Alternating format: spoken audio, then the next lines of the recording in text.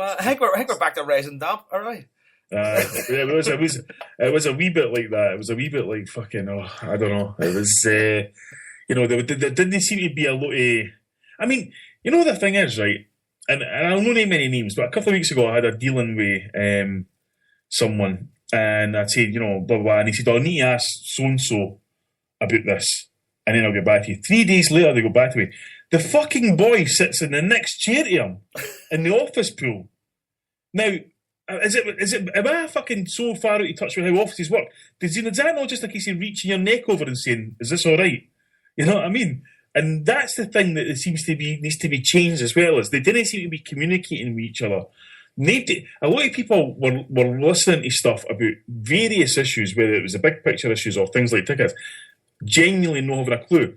I mean, the one guy that said, "Oh, we've done the student season ticket price," he said, "Aye, but you haven't got student concession prices for match days. You're the only club in the SPL that hasn't." And they're all staring at each other blankly. And then eventually go to the guy who was the same guy about the kick-off times and said, "Is that true? Aye, we could look at that though." And I was just like, what? What do you mean, what you got to look at? You've no fucking got it.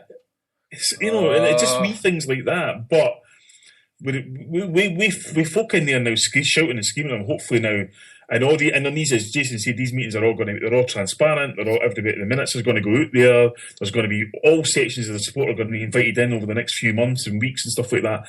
Maybe then they'll think twice about maybe making decisions without actually consulting the fans first. It sounds like we're going to have to storm the steps of Parkhead and take over the Human Resources Department. See,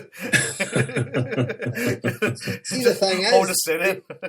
The guy with the pink tie, Paul, Big Marty said to him, "How hard is it to get a membership scheme?" "Oh, it's hard." Aye. No, well, he's like, "Well, we've got one in our club, and it's dead easy." Oh. And he's, but we wouldn't want to price people. Look, we wouldn't want to do this. You're making problems for yourself, pal. You have a membership scheme, you charge a membership fee, you give a couple of wee gifts with it, and then you're a member. That's it. Because the guy says, because there's folk in San Francisco that would happily pay a $5 and just have a card. But then there's folk in New York that would pay 10 grand and what was it, to have a lunch with the manager once a year. Right. And I looked at Ronnie Dyler when he said that, and what? You just see he was going to Ronnie Dyler's meeting. I wasn't in the fucking contract. Having lunch with some cunt from New York now. What the? It was things like that. You know what I mean? But it was just like, I think he said he tried to find problems for himself. He kept saying, find the answers. He was trying to find problems. He's like, "Oh, Man United's membership scheme's died on its arse." Like, what? Right, okay, because everybody's noticed the downturn in the income of Man United over the last few years, right? He says he's the first guy in a crisis that goes, "We're all going to die." It's like Liverpool's have got a very successful membership scheme because their stadium doesn't let any more fans in. So obviously, you can see it from that point of view. But that's bullshit. You've got a membership scheme. We've got thousands upon thousands upon thousands of fans that live overseas. Give them a membership scheme at Celtic Park, and then when they come to Celtic, they know they can be guaranteed a ticket. So as long as they give us X amount of notice that they're coming, they'll be able to buy a ticket, or they'll get one for free because they're a member. Being a member, you can get one ticket per season or something like that free. It would be so simple. I think I could rustle one up my week. Jason, see if we package this up and not set it on air. We could have sold this off as a consultancy program. Fucking Celtic. And it's like you just say to yourself, what is going on here? They talk about overthinking, and seemingly, I don't know if it's fact, but seemingly the question for the membership scheme was asked them years ago.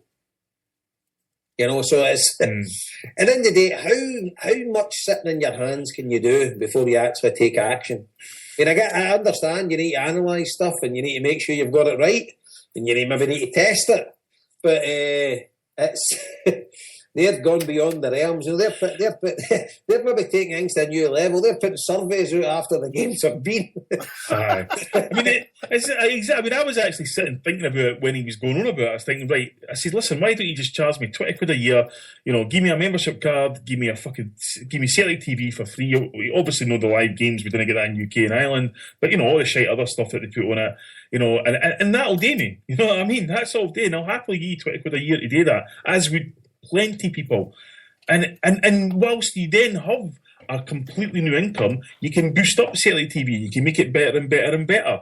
And then then you can sell your products on it, you can do all these kind of things. But it just feels as though it's like, the guy's like, oh, well, we didn't want to do it, but it's a damn squib. It's like, well, we fucking need to go anywhere in life without taking a chance. Mm.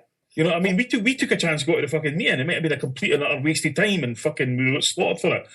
There just didn't seem to be that dynamism to actually go for it, you know? No. And Corpic Boy on the says, is his next meeting, can someone ask about getting Celtic TV live picture feed for UK-based people, clubs? Well, obviously, if that was coming in, you can't do it, like, obviously, in Scotland, or you'd have to have like a 250-mile radius of Celtic Park, a blackout zone. I actually know a bit about this. You'd have to have a blackout zone, the baseball do it. Yeah, in Britain and Ireland, they do not allow the show any live football matches between 2:45 and 5:15. That's why the Barcelona and Madrid game had to get there. Everywhere else in Europe they do, right? Bayern Munich will play at 3:30 on a Saturday, game will be on live on telly, but they don't. And the reason they do it, and it's been forever, is to protect lower league football. That's the reason they do it. Whether you agree or disagree, I don't really. But that's why they do it, because they think, oh, if Celtic's on the telly, and they can't all go to watch Stranraer against Albion Rovers, whatever. Aye. I know that's when the old radio was on. The reason they didn't show the first half live, or talk about the first half live, because they reckon folk wouldn't go to the games. That's right. And they had 5 minutes before the end of half time, and then the second half. Because I asked Richard Gordon about that specifically, and he said they genuinely thought if they said, oh, Celtic versus Dun United's on the radio, people wouldn't go to the game. But then again, put football in the summer, problem solved. I know. Yeah. Allowed get a pint of the game and stuff like that. Well, what Peter Lawwell said, see on the summer football thing, I don't think it was mentioned, Peter Lawwell said this, Sky are desperate for content in the summer. Aye. He actually said that. Aye. So you're thinking, for fucking joy. As soon as we said it, he said, well, you can't say, I suppose it would lead on to improved TV deals and things like that. You're like, oh, exactly. Yeah. Ronnie Dyler was asked about that. Yeah, he'd a good answer. And he says, well, as far as I'm concerned, he said, we wouldn't have had any of the problems we had this summer because we never had a pre-season. That's what he said, we never had a pre-season. And then we would have been, he said, the problems come in later in the tournament when you qualify in February and you've not played a game since December, but then he said it's a good problem, no? Aye. And the thing is, if we're worrying about qualifying for the Champions League final stages, then we've not got much problem, I tell you. Exactly. You know, so let me ask this question, right? You've kind of gushed about Ronnie Dyler, which is dead on. Do you think the way he drags Strom's Godset out of nowhere to be champions, that he has that sort of persona about him that can not only drag the players and the club and the football forward, but also bring the fans with him? Does he have that kind of magnetic character, do you think? Having met him personally and spoke to him? Paul? I think what I'll say on that, Joe, is when everybody was asked for feedback on him, good, bad or indifferent, and one of the things I said was the club need to push that man further out in the media spotlight because he would be a great selling point for Celtic. The way he is, the aura he's got about him, the steely determination, the way he communicates. We've not pushed him in the spotlight enough. We need to get him out there, and he's willing to do it. And I think it's because of Joe is he's obviously taking strong Godset, fucking hook, line and sinker, Bush right in, and he wants to do the same with Celtic. You can tell.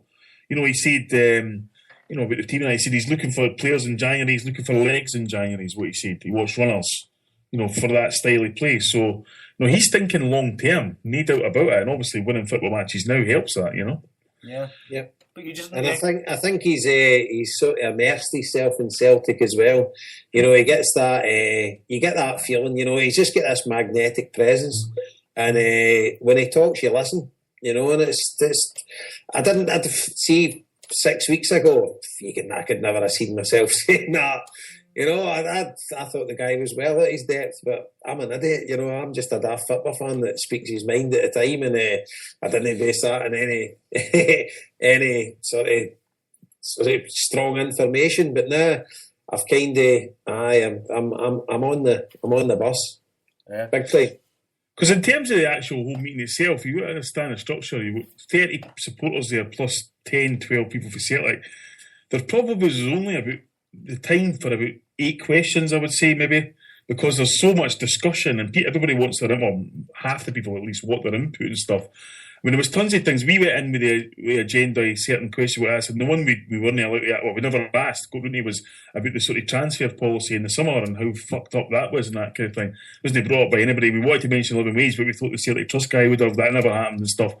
And you probably did come out thinking, Christ, what about this, what about that, what about this, what about that? But hopefully, as I say, these meetings are going to be much more regular, much more transparent, and bring in much more people that all these things can and will get addressed, you know? So, HomeBhoys commentary on Celtic TV? No? And I think the old Ronnie Dyer, I think he'll fight his way to about every one of them.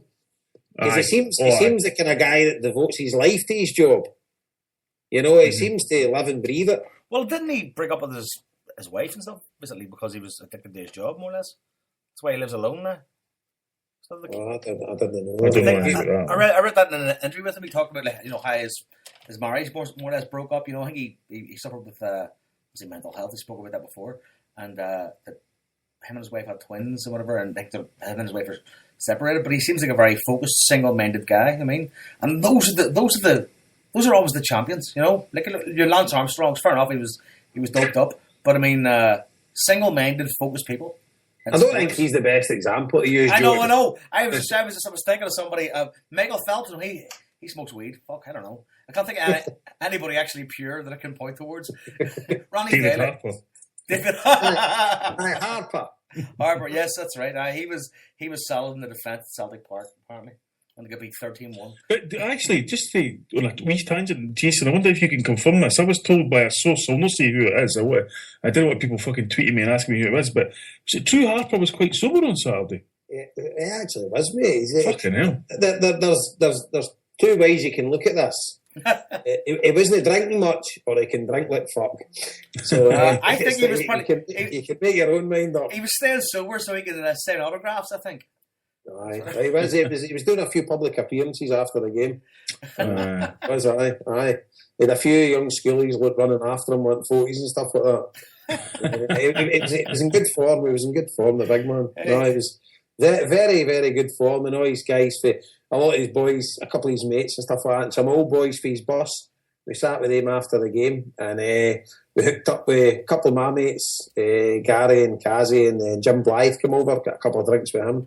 And so we did a great wee day. And Liam, myself, Liam, and a few of the boys went back to McCool's, and I get told to go home quite early. See? Oh, man, that's a long day. It was a long day, you know, 12 o'clock start. So I reckon people have figured out the let's tell Jason to go home. You know, I got home about 12:30, and Linda's you've had a good day, haven't you? I says, I've had a great day. So, but one of the right good days, you know, really enjoyed it, and it's great to see Harper over again, like it was yourself, Joe, the other week. It's great when you boys go over there again. Oh, that's brilliant. So, Celtic victory as well, and well, happy days, mate, happy days. So, as I say, I think me and Paul have kind of covered nearly everything that gets spoke about. That I can't. Can you think of anything else, Paul? Anything? No, really. I mean, there was a few wee things, but nothing. But as I say, the minutes are going out to everybody. So if you think we've missed anything, or you'll see the minutes, they're going to get published by Celtic. There was an actual minute taker there, so and they are ongoing, and they are being extended out to everybody who's interested, basically. So. Yeah, and as I say, we went there because of Hail Media, although we weren't representing any listener because they represent ourselves. But hopefully they're listening, and if they're not, they will keep shouting loud. Can I ask something? I mean, that's it, because we didn't mention anything to do with the show or anything like that. No, not at all. That's not the forum. But the thing was as well, as I say, I wasn't disrespectful to guys that have got pertinent points relating to them, or like for instance, I'm using the disabled supporters. Their points are massively important. Do you know what I mean? But I don't know if that's the right forum for it, because they've got 28 guys that's sitting there that's not really affected. It's very, very important. But it's like, I don't know. It's like, I just think your time with Peter Law and stuff like that is very limited, and it's got to be really. I think we've got more important questions to ask, and I don't mean I'm no demeaning the disabled section. I'm just talking about the ticket section, the bus park and stuff like that. I mean, it's about the future of Celtic, about where the club's going. I think that's the more important aspect of where I was looking to get out of the meeting, to find out what we're actually doing about combating the drop in tendencies, what we're doing to make sure the Green Brigade's got a place in the stadium and they're bringing the atmosphere. They to me are fundamentals for this club to go forward. And obviously I'm gutted that they didn't get asked about the living wage. Yeah, I agree. I mean, we obviously spoke about it before we would get in. Eventually,